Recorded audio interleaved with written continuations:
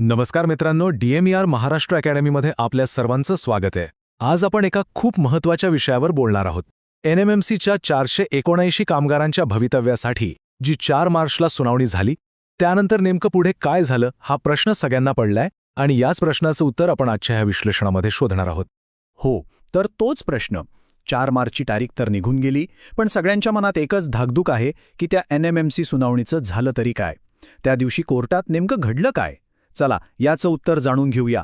पण त्याआधी हे प्रकरण इतकं महत्त्वाचं का आहे ते समजून घेणं गरजेचं आहे.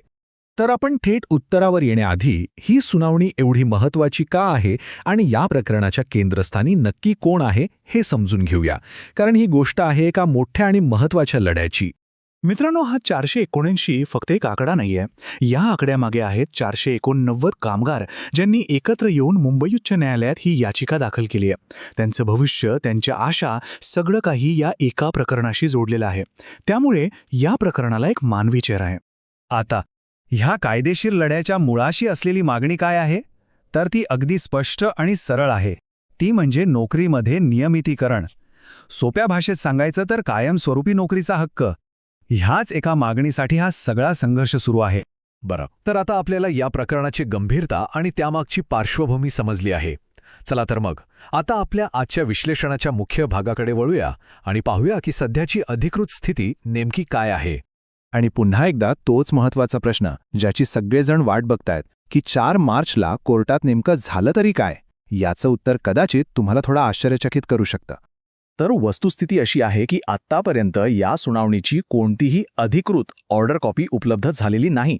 आणि मी इथे अधिकृत या शब्दावर मुद्दाम जोर देतोय, कारण आम्ही फक्त आणि फक्त खात्रीशीर आणि सत्यापित माहितीच आपल्यापर्यंत पोहोचवण्यासाठी वचनबद्ध आहोत.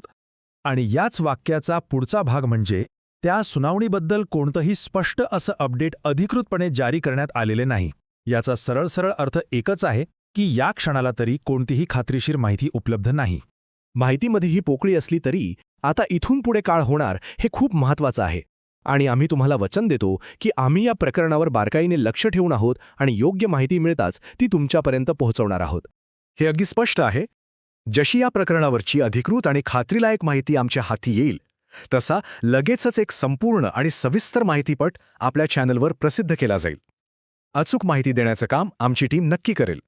मित्रांनो, हे अपडेट हजारो कामगारांच्या भविष्यासाठी अत्यंत महत्त्वाचं आहे. ते सर्वात आधी मिळवण्यासाठी आपल्या चॅनलला सबस्क्राईब करायला विसरू नका. तसंच अशा सखोल संशोधनावर आधारित व्हिडिओ तयार करण्यासाठी आमची टीम दिवस-रात्र मेहनत घेत असते. जर तुम्हाला आमचं काम उपयुक्त आणि मूल्यवान वाटत असेल तर चॅनलची मेंबरशिप जॉईन करून तुम्ही आमच्या या प्रवासात सहभागी होऊ शकता. आणि हो, हा माहितीपट लाईक करा, तुमचे विचार कमेंट करा आणि इतरांपर्यंत पोहोचवण्यासाठी शेअर नक्की करा.